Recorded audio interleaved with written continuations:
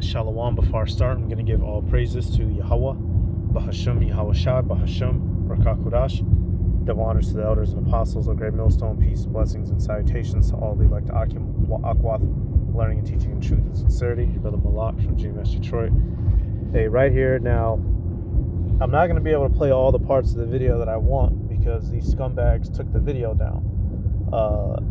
Where they put, they put up that video last night. GMS, y'all are some BANs, right? Bitch ass niggas, all this, all that, right? And now, immediately, what he did, and the nigga next to him, what most people, what other camps do when they don't like the fact that we rebuke them for doing something, for doing or saying something that's out of order, they immediately could just go to calling us rapists and all that good stuff, right? Even though we've never done that to anyone, we haven't touched any underage girls, but that's what they immediately go to, and that's all predicated off of the interview that Sonetta and Polite did, asking the apostles concerning Deuteronomy 22, and they kept it real and told the truth. That's simply put, such touchy topics, and they're only touchy today because people are running around with the mindset of westernization, with the so-called white man's paradigm in your mind, the way that he taught you society ought to be ran.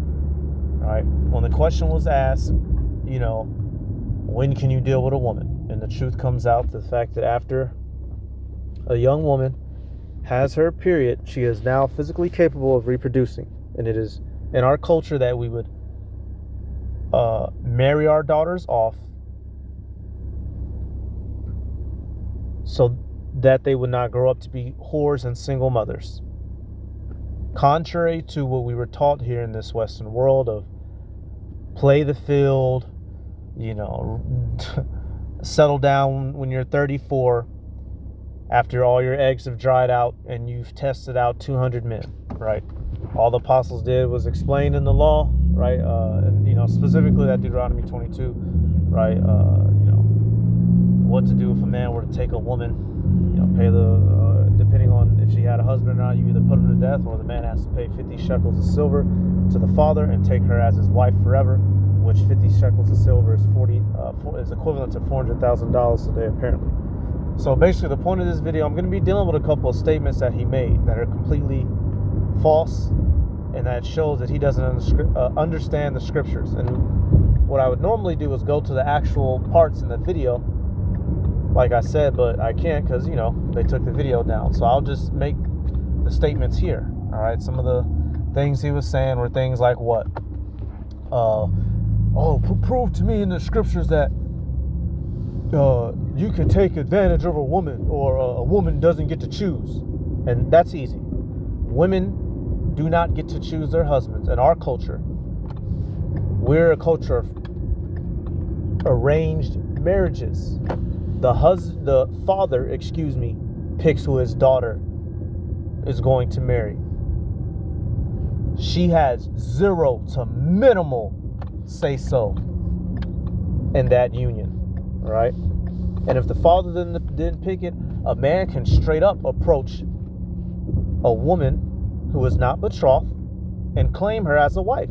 As archaic as that may sound, that is the reality of this world, and that's the reality of the scriptures. All we told you people was that there's a law to deal with it when it happens. All right, so let's let this play a little bit, and we're gonna get some precepts to address some of the statements that he made. Right? Why are y'all talking about this, man? Right? You're not, look, PMS. You effeminate, docile, bootlicking squares, right? I don't know who raised you Negroes. He's calling us effeminate. It's actually kind of backwards logic. You think about it. We don't. So we're effeminate because we're telling you that the father and the man have authority over the woman. That complete backwards logic. So he's just looking for insults that he learned from his black mother, who probably also helped him be a fat ass too, because he ain't learned no discipline. Son of a bitch. Right? Y'all talk about the mark of the beast, right? Being an RFID chip. But y'all niggas is scared to wear fringes. Y'all created a whole doctrine that we gotta use wisdom while we in captivity. We can't use fringes. We can't wear fringes. We only can wear them when we gotta tuck our garments in. We're going to work. No, that's not wise. The beast is gonna get on us. But you expecting me? So right, rather than accepting the rebuke of burning that flag, they just begin to talk shit. He's just hurling insults. Which brothers have already dealt with the ordeal of the garment, right? And what these other Israelites, what they're wearing is not a garment. Elder Apostle Gabar did a video on it. Other elders have done videos on it. I did a video on it. Putting fringes on the bottom of a t-shirt is not a proper garment. A t-shirt is an undergarment. Hebrew Israelite garments go all the way down to the foot, from shoulder down to your feet, to cover your nakedness. That is why it was a shame what happened to King David's soldiers, and they had to go and retreat when that Ammonite king cut their garments in half, which would have left it above the hip, revealing what? Their nakedness, loins, and their legs. All right. So not only do they not know what a garment is, but not practicing wisdom. Yes, it is a wise thing not to walk around with your fringes, and calling us cowards for that. What I pose to you is this: was Mordecai a coward? Was Esther a coward? Because they hid the fact that they were Israelites from the heathens that they were serving under for a time. Was Mordecai a coward? Exactly. To believe that y'all gonna die for Yahweh Shai? If the mark of the beast is a FRD chip, man, get the hell out of here. Y'all niggas, y'all some clowns, man. Give me first Maccabees. Y'all some First Maccabees chapter 1 verse 11. Israel community look bad, man. All of the crazy doctrines, when people rip our videos and talk crazy about us and call us BHIs, is because of PMS. I'm gonna keep it a buck. These are the same Negroes that was wrong on 50 prophecies, right? Talking about the world was going to end in 2000. These are the same Negroes. Hey, brothers and apostles already handled that. Great Millstone didn't create that. Great Millstone wasn't around in the late 90s or 2000. That's something that came from One West. Everybody was under that doctrine. All right, that's already been broken down, and that was simply the hastening of the Lord's coming. Guys, to say it's okay to sleep with underage women when the scriptures say you got to be marriageable age. You can read the book of Tobit to talk about that. You can read the book of Genesis with Judah and Tamar. But these are the same Negroes that ignore all that. And that's what we're going to centralize on. I'm going to let them talk a little bit. Okay, what is marriageable age in the scriptures?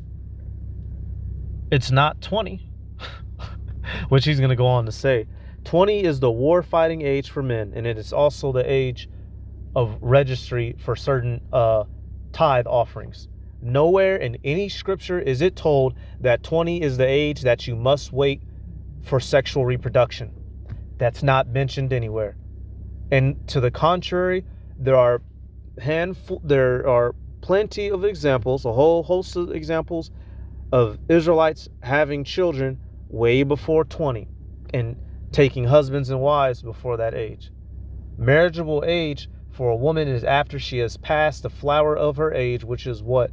Her period, her menstrual cycle, when her body is literally, physically capable of reproducing.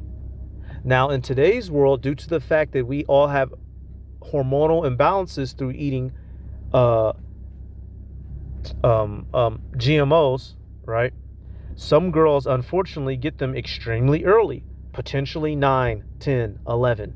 It's a rare occurrence, which is due to us being in captivity. But in the kingdom of heaven, when all things are back in order, they will get them at their proper time.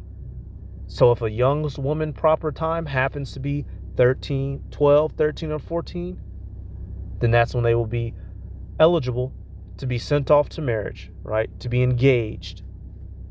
That is the culture that we come from. So let's deal with that real quick. Judah and Tamar. But these are the same Negroes that ignore all that and say once a woman passed the flower of her age, she's good and she's green to go. Ignoring all the other scriptures, man. I'm tired of these goofies, man. We're gonna bring it out, man. I'm sorry, we're gonna get back to regular shares program. I know a lot of people that follow Bell don't even like this type of stuff, but we're gonna talk about it because it's necessary. Because you have evil, wicked docile, bootlicking, square men that come into this knowledge, right? And all they do is spy on the brethren and talk about the brethren. That's all they do, man. So look, let's get to it, man. First Maccabees. Okay, so let's do this first. All right, so I'm gonna come right here. Let's do some math, y'all. Let's see who paid attention in math class, y'all. Let's do something interesting. All right. We're gonna be starting at 2 Kings 21 and 18. We're gonna look at an example, and I'm starting vague for a reason, right? I'm gonna start with a couple vague scriptures, then we're just gonna get some straight up direct scriptures. Set you up with the faint jab, then put some twos on you, because a nigga, well, it's no okay. We gonna see. All right, 2 Kings 21 and 18. It says, Manasseh slept with his fathers and was buried in the garden of his own house, in the garden of Uzzah, and Amon his son reigned in his stead. Amon was 22 years old when he began to reign, and he reigned 2 years in Jerusalem. And his mother name was Meshullemeth, the daughter of Haruz of Jotbah. All right, right here. So we see that Manasseh dies and his son takes over. His son's name is Amon, right? King Amon. We learned that King Amon takes over at what? 22 years old, y'all. 22. Stick with me now. It says, and he did that which was evil in the sight of Yahweh, as his father Manasseh did. And he walked in all the way that his father walked in, and served the idols that his father served and worshipped them. Right, so up here in verse 19, we see that at 22 he took over, and he only reigned 2 years. So he made it to the 24 years old. And then what happened to him? Ultimately, he died. All right, he died at 24 years old. It says, and he was buried in his sepulcher. And basically, he was betrayed. Right, it was right here. You read a conspiracy. They said, man, we got to get this wicked nigga up out of here. So he was assassinated. Verse 26, and he was buried in his sepulcher in the garden of Uzzah, and Josiah his son reigned in his stead. So Amon died at 24 years old. His son Josiah immediately took over. Let's see how old Josiah was. 2 Kings 22 and 1. Josiah was 8 years old when he began to reign, and he reigned 31 years in Jerusalem. And his mother's name was Jedidah, the daughter of Adiah of Boskath. I want y'all to take 8 and subtract it from 24. How old was Amon when he fathered Josiah? And in case some of us aren't mathematicians, maybe that nigga there, the counselor, whatever, Yahitazah, whatever his name was, right? I call him the big black baby of BOW, right? Let's see what 24 minus 8 is. Oh, magical. 16. King Amon fathered, and now I'm just make my statement. King Amon fathered Josiah at 16 years old. He died 8 years later at 24. Right? Josiah took over at 8. He reigned for 31 years after. Josiah was one of the good kings. He died nevertheless down the line, but he was one of the good ones, right? It tells us, what was it? David, Josiah, and Hezekiah were the only ones that weren't defective, meaning they were the good kings who didn't worship idols. This king at 16 became a father, and it was perfectly fine. Do you think he got married to some 50-year-old bitch somewhere, or some 32-year-old woman somewhere? Right? Now, we don't get the age of his wife, but I'm gonna just leave it at that. We know for sure he didn't go get him some 30, 50-year-old woman, right? That's not how we work in our culture. More than likely, his wife would have been his age or slightly younger, just like your grandparents, right? Like brothers, give their testimony. I myself, my grandfather was 18. He would have been 17. My grandmother gave birth to my father at 14, so they would have been 17 and 13 when they hooked up. They gave birth to my father when they were 18 and 14 respectively. Everybody in the city knew about it, right? Both families knew about it because they were, if you will, dream couple, right? It was an encouraged relationship. These niggas who have an issue with this idea of, you know, you are physically ready for marriage before the age of 18, they've been Americanized, they've been Babylonianized, they've been Westernized. Now, today's so-called teenagers aren't ready for marriage because they haven't been raised with that proper understanding. But when we return to our culture, we will go back to that understanding. That is how we used to do things. We didn't wait till the female was nearly almost depleted of her reproductive eggs at the age of 29, 35, 38 to try to have a child. We set our marriages up early so that they could have a long and prosperous family. So now, let's go to something else. So let's say, it don't say he was 16. Okay, well, you're just a simple, stupid monkey Negro. So let's go to another one. So this is just dealing with, you know, us getting married off early, right? Then we'll get to the topic of if a woman has a choice in her husband or not. And the straight up answer is no. We do arranged marriage. Women don't get to pick shit, and it is what it is. Because he makes that statement in that video, but obviously, you know, I can't pull it up now because they took the video down. But he was saying it, you know, what type of man is y'all? You trying to tell me a woman? You trying to tell me a woman don't get to have a say in her marriage? No, the father picked the marriage, and the fact that he made such a statement, it truly goes to show you that they're what type of mindset they're in. All right. Well, what you mean a woman? So a man can just take a yes. The father can give her to whoever he pleases, and a man can go get himself a wife. And if she's not betrothed or married to another man, there's nothing wrong with it. Luke 2, we're gonna jump down. It's gonna get spicy. Stay in the kitchen with me, y'all. Luke 2 and 36. It says, and there was one Anna, a prophetess, the daughter of Phanuel of the tribe of Aser. She was of a great age and had lived with an husband 7 years from her virginity. So it tells us that she was of a great age. We don't have the exact number, but we know that she's considered extremely old, y'all. She lived with an husband 7 years from her virginity. What does that mean? Remember, this is an old English, so it can get confusing. She lost her virginity and she was with that man 7 years. What happened after that? And she was a widow of about 84 years, which departed not from the temple, but served the power with fasting and prayers night and day.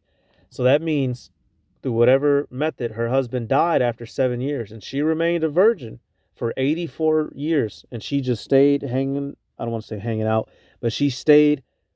It tells you she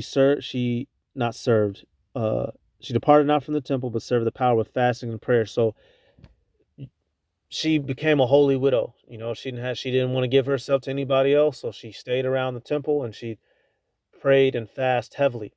You know, similar to who you could imagine, Judith. After Judith died, she never remarried, and it tells you what she only ate on the Sabbath and on the eves of the Sabbath. So she only ate a couple times a week and fasted and dressed in her widowhood, you know, the rest of her life, right? But right here, we do take 84 plus 7. What do you get? 93, right? So how old do you think Anna was when she was given as a wife? You think Anna became married at 30? No, let's dial that number back a bit. Let's dial that number back a little bit. It says she's of a great age for a reason. So it's easy to she's well over 100, y'all.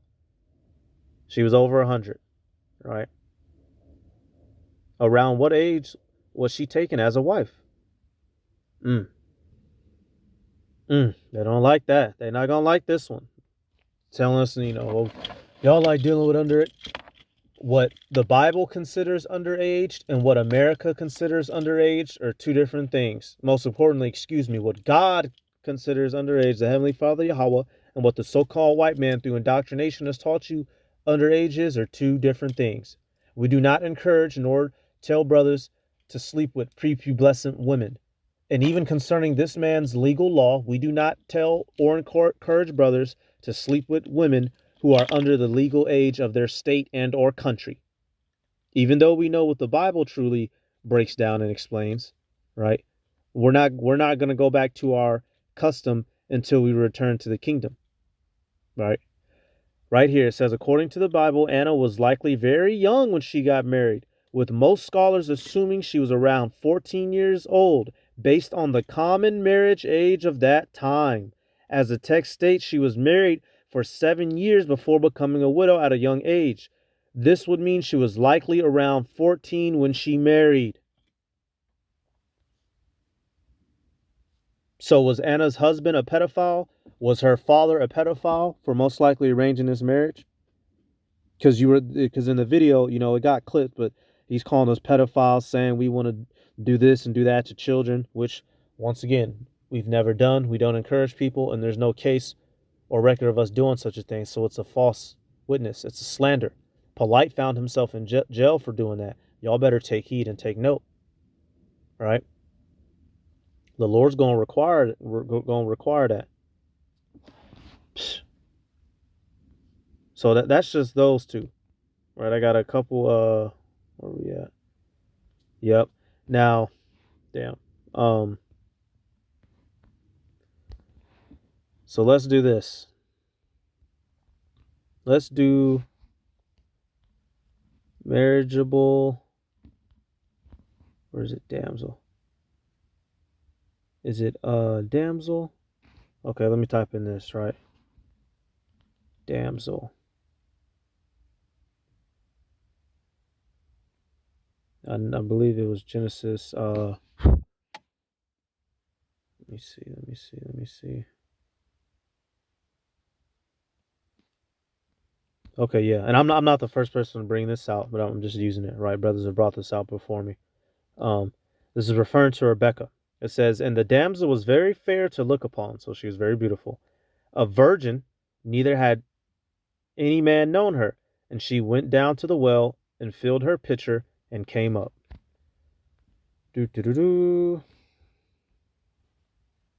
Genesis 24:16.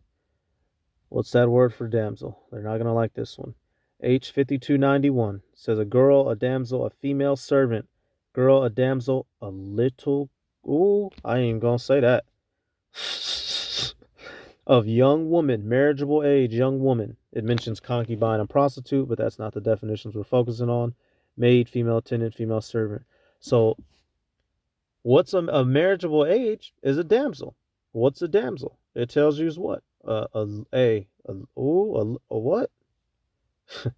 Of young woman, marriageable age, right? Not a woman that's 20. Not a woman, a 20-year-old woman's not a young woman in our culture. That's an adult. 25 ain't young. 30 ain't young, which, it's young in terms of your relative existence, right? 30 compared to 100. But in our culture, we were not waiting till after college to get married at 32, like they do here in America, and spent their formative years hoeing, sucking, and fucking cock. Straight up. We didn't do that.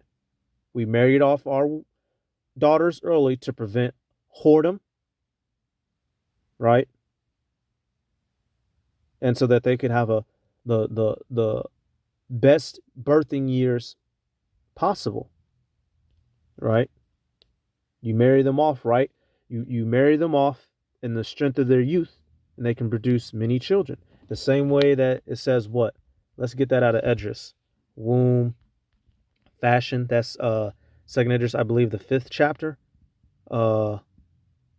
Yep. Second Esdras 5:53. It says, and she shall answer thee, they that be born in the strength of youth are of one fashion, and they that are born in the time of age when the womb faileth are otherwise. When women are younger, that is their more fertile years after their flower of age. When is the flower of the age? Not 20 years old, like the guy was, trying to say. 20 years old is not marriageable age in Hebrew custom. Our marriageable age is after uh, uh, uh, the flower of the age. And usually, we wouldn't just immediately, let's say your daughter's cycle kicks in at 11 or 12. You wouldn't just immediately here, go get married, throw her out the house, right?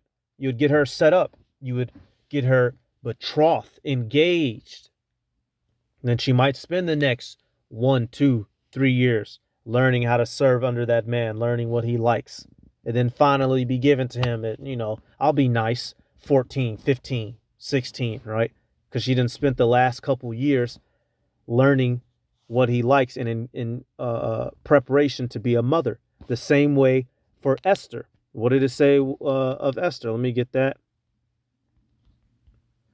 Esther didn't immediately, she wasn't immediately given to the king, but she spent an entire time period bathing in oils. Let me see.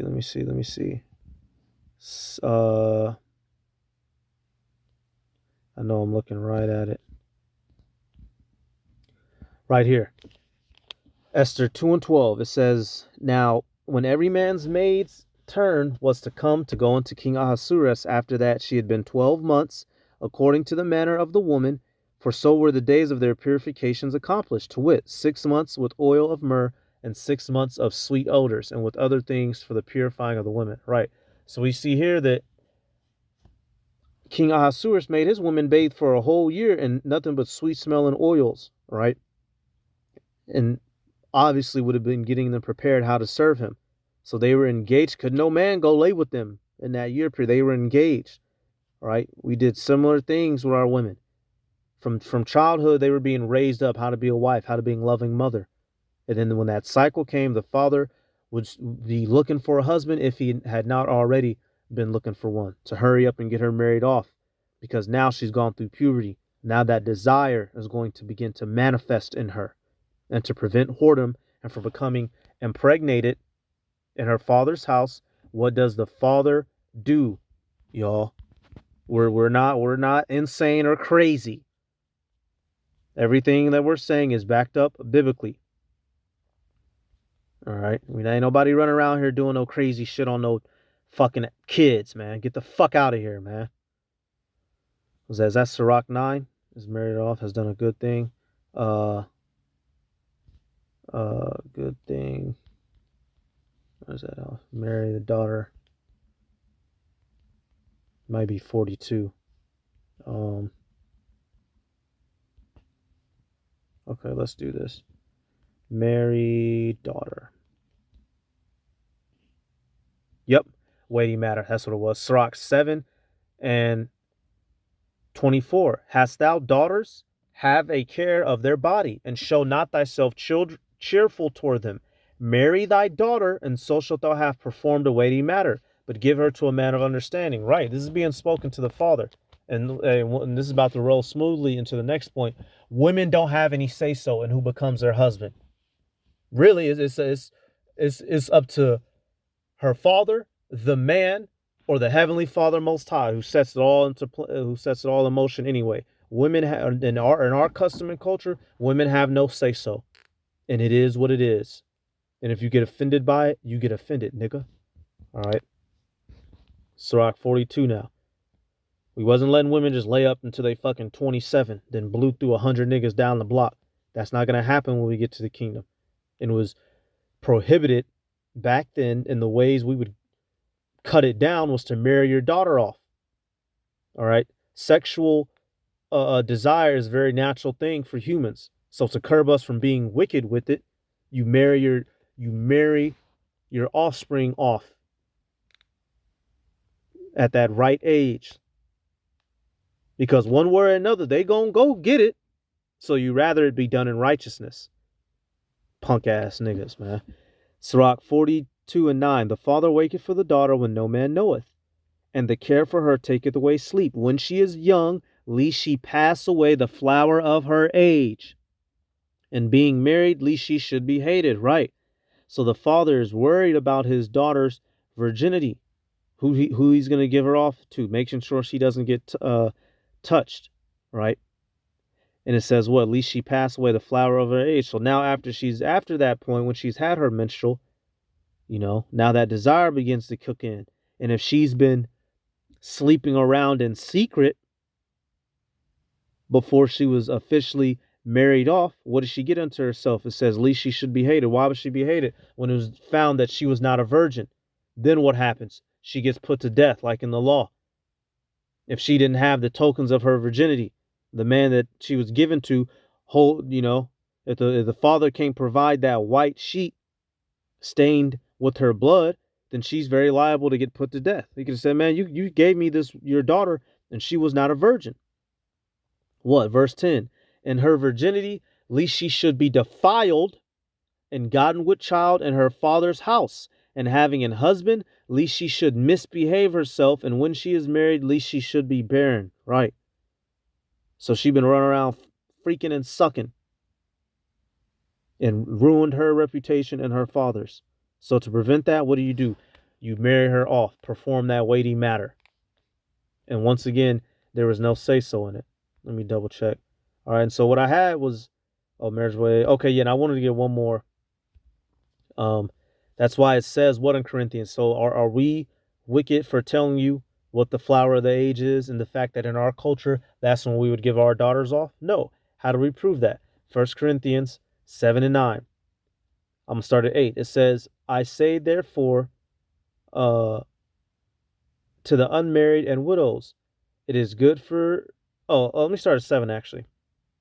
For I would that all men were even as I myself, but every man hath his proper gift and the power, one after this manner and another after that. So what Paul was saying here was, look, to the fellows, look, I wish y'all were eunuchs like me, right? But we know that that's not going to be the case for everybody.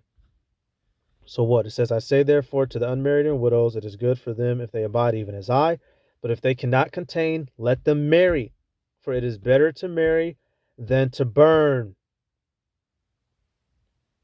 So to prevent from sexual immorality, y'all, it is better to get married off than to be burning with that sexual desire.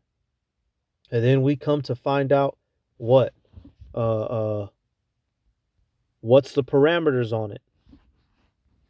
What are the parameters on it? As long as a woman has passed what, when you say the word woman in a westernized person's mind, they think of a fucking mid-30s baby mama. Or no, all right. A woman is after that cycle physically. Now she might not be a mature in her mind yet, fully at 15, 16. But 15 and 16-year-olds are fully capable of bearing children. That's why in their formative years, they were being raised to be a wife, to be a housemaid, head covered, learning how to cook, right? Walking with humility, piously, not looking men in their eyes, not being a harlot, not being crass and rude. That is how we are in our culture. 1 Corinthians 7 and 36.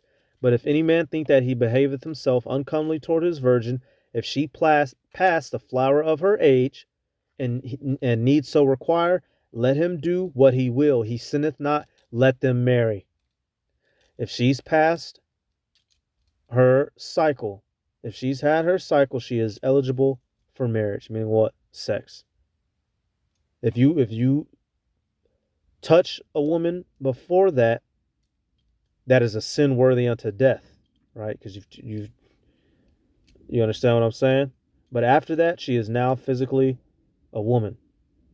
That's all that we've taught.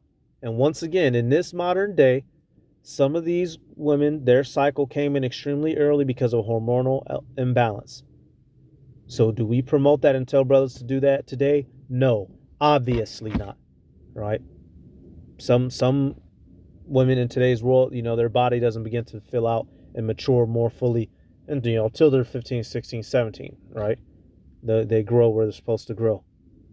Nevertheless, we're simply telling you these laws and these scriptures, how we got down. But since you've grown up in America, such a thing offends you.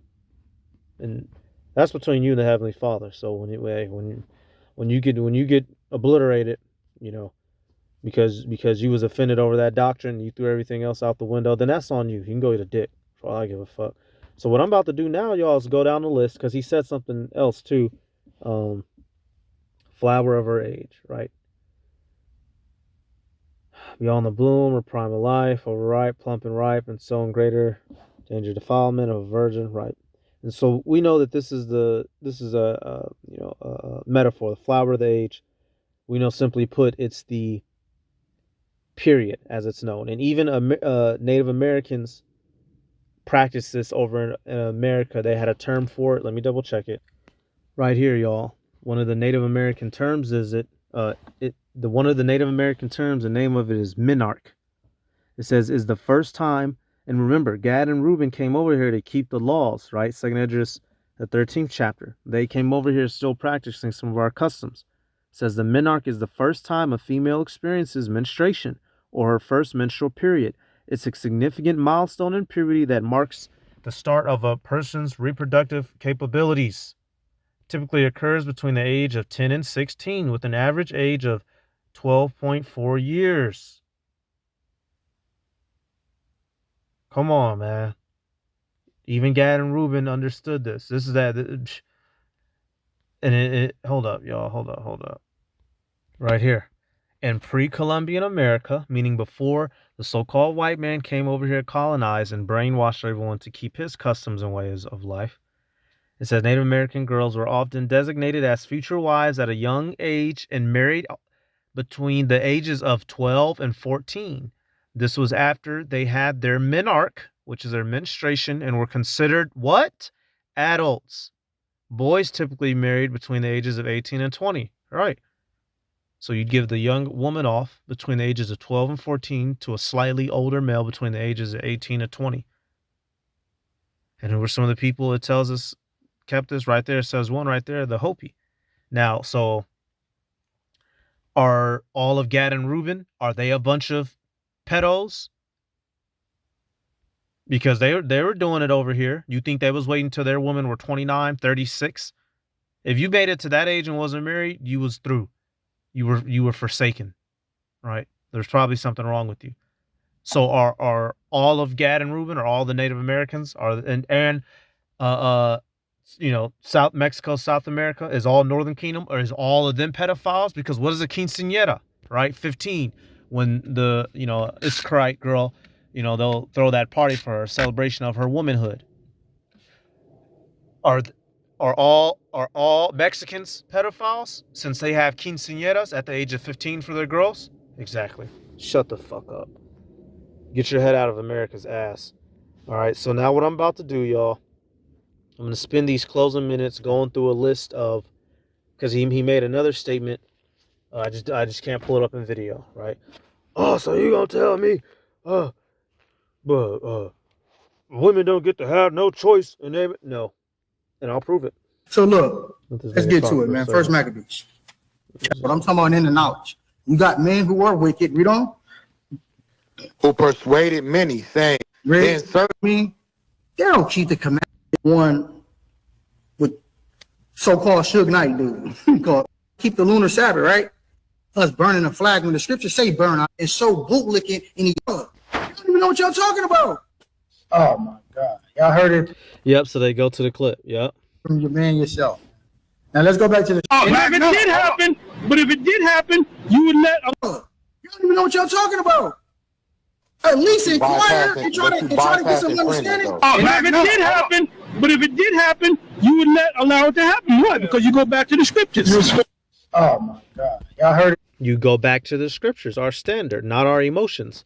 Yes, would you be slightly pissed off if some dude came and took your daughter, right? But now you go through the steps. Where do we find the steps of what to do next?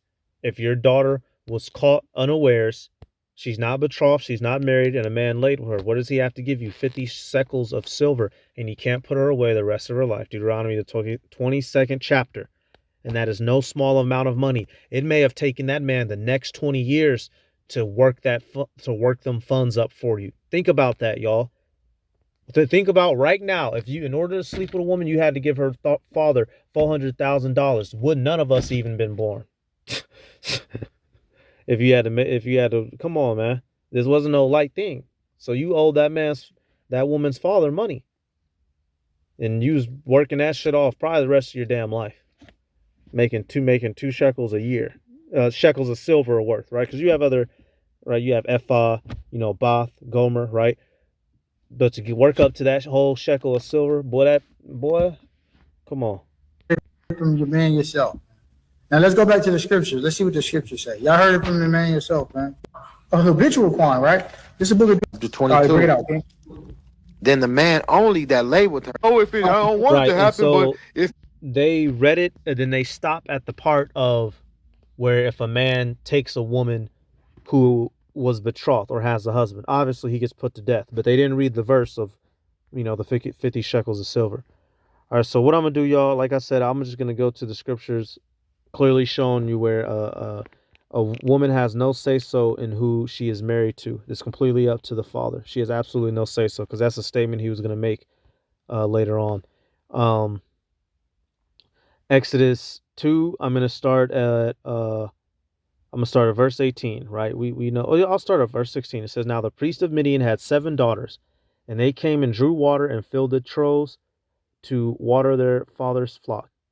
And the shepherds came and drove them away, but Moses stood up and helped them and watered the flock." So Moses came and shoved these niggas back so that the daughters could get their water. It says, "And when they came to Ruel, aka Jethro, their father, he said, How is it that ye are come so soon today? And they said, An Egyptian delivered us out of the hand of the shepherds, and also drew water enough for us and watered the flocks." So Moses was confused for an Egyptian, showing you, the dark skin. It says, "And he said unto his daughters, And where is he? Why is it that ye have left the man, and call him? And Moses was content to dwell with the man, and he gave Moses Zipporah his daughter." No say so on that. He saves the day for everybody. Jethro says, "Oh man, you know what? I like you so much, man. Take my daughter." Boom, done. Women don't get to pick. We dealt with arranged marriage. That's how it is. That's how it was, and that's how it's gonna go back to in the kingdom. Let me get Aksah, the daughter of, I believe, Caleb. Yep. And remember, I'm doing this one. I can't pull it up in the footage, but he was making a statement. So you telling me you can take a woman against her will? She don't get no say so, and who her husband is? No, women don't get any say so. Look at the world now when you give women say so. Are they exactly? I'm not silence. I'm not even gonna say nothing. Just silence. Joshua 15 and 16. "And Caleb said, He that smiteth Kiriath Sepher and taketh it, to him will I give Aksah my daughter to wife. And Othniel the son of Kenaz, the brother of Caleb, took it, and he gave him Aksah his daughter to wife. And it came to pass, as she came unto him." Okay, good, right there. Yep. So Caleb straight up said, "Hey, whoever can take this patch of land, I'll give you my daughter." Did she have a say so? No. What happens? A man comes up and takes it. Boom, that's your wife. Take her. Come on now, y'all. Women have absolutely no authority in this. And it's going to go back that way in the kingdom. You've been Americanized. You've been faggotized. You've been softened up. And it's funny, he makes reference to the book of Tobit. It doesn't say the marriageable age in here is 20. But we do have an example of a woman being given off uh uh at the father's request and not hers, and she having no say so, right? As a matter of fact, this relationship wasn't even. This relationship was this was set up by the angel, right? Because remember, you had Tobit pray and Sarah pray, the daughter, and Tobias, was sent on the journey, and he becomes Sarah's husband. It says what? I'm just starting at the end, right? It says, "And the devil shall melt it and flee away and never come again anymore." The angel showing him the ritual to get the spirit to leave her alone so he can deal with her. It says, "But when thou shalt come to her, rise up, both of you, and pray to the power which is merciful, who will have pity on you and save you. Fear not, for she is appointed unto thee from the beginning. And thou shalt preserve her, and she shall go with thee. Moreover, I suppose that she shall bear thee children." Now when Tobias had heard these things, he loved her, and his heart was effectually joined to her. So when he heard that, he had him a wife prepared, or that this woman was going to be given to him, because The father Raguel, he didn't summon Tobias to come get his daughter. He had gave his daughter to 7 other men and they all died. So Tobias just pops up and says, "Hey, I'm taking her." Raguel didn't protest. He said, "Go ahead and take her." Did Sarah have a say so? No. Right? Let me see. By right, let me see. I'm sorry. So I read that. I just want to get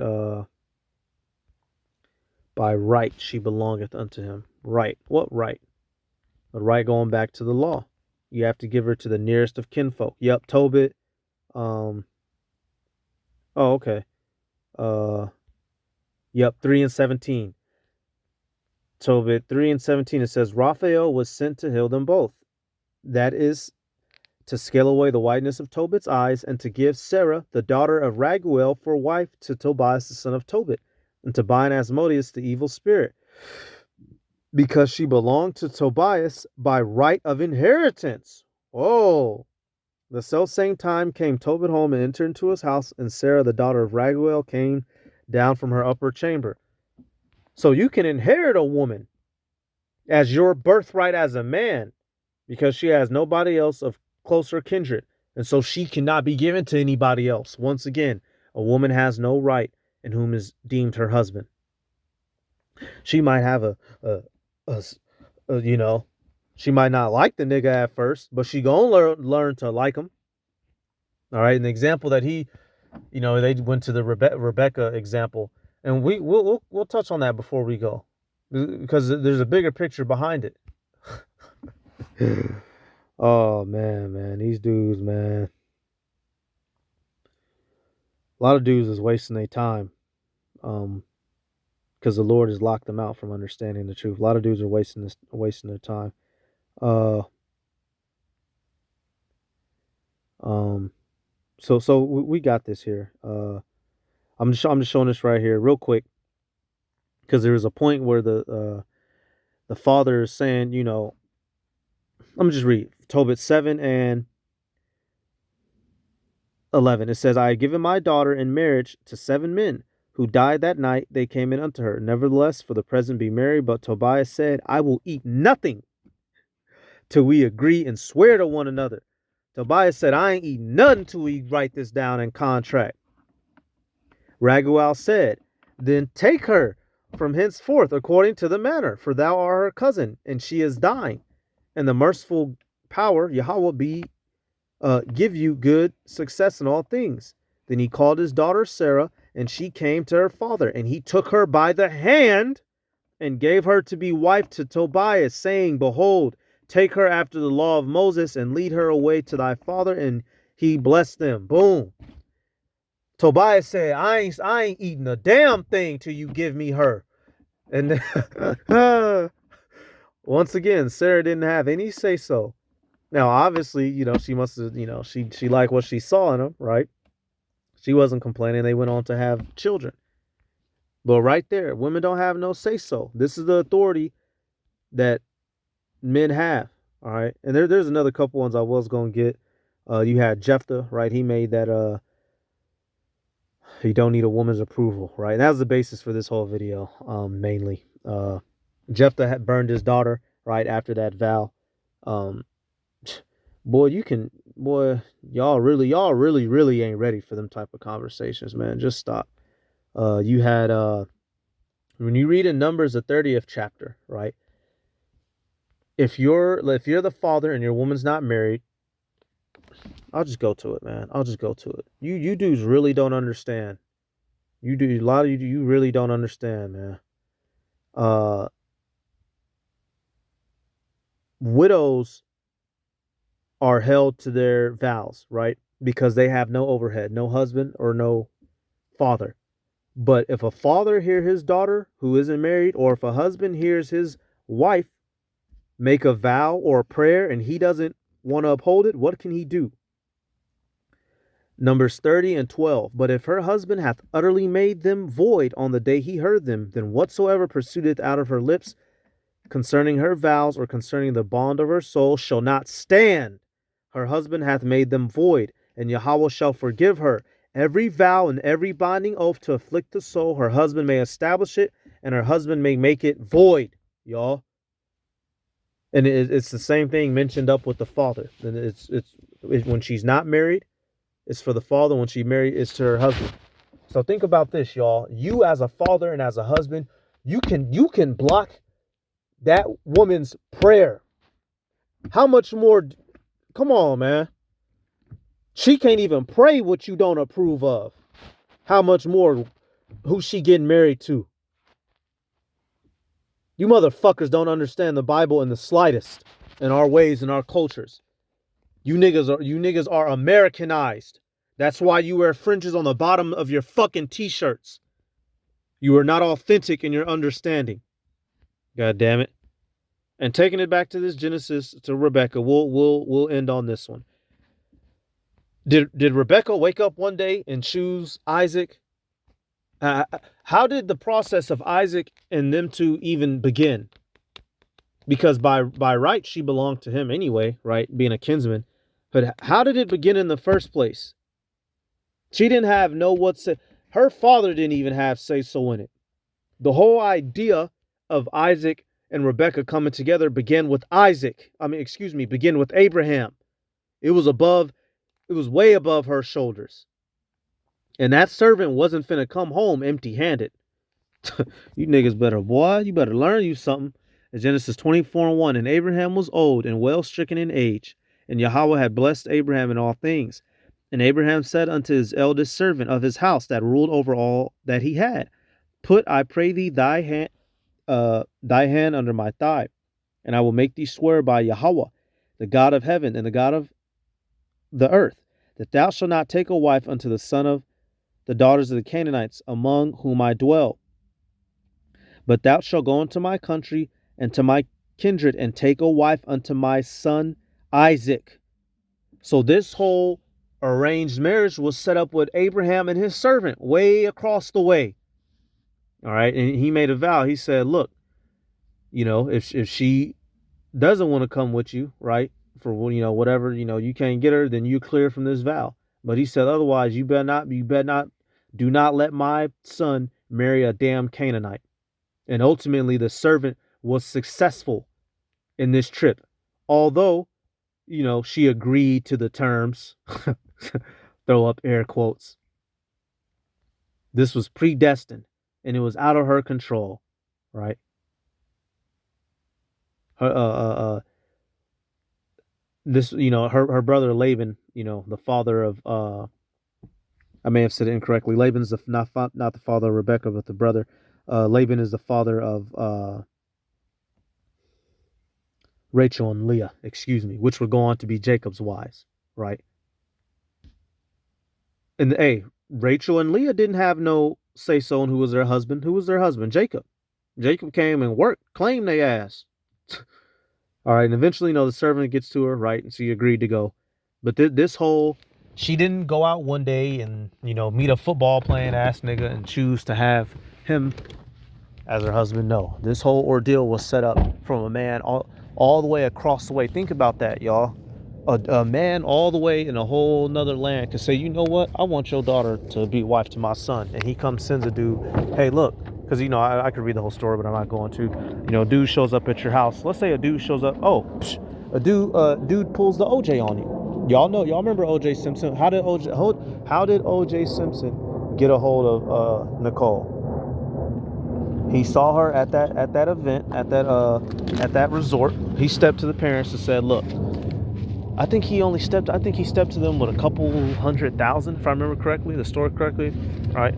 He said, look, I want her as my wife. I'm gonna buy her off you right now. You bitch ass niggas talking shit against us. I'm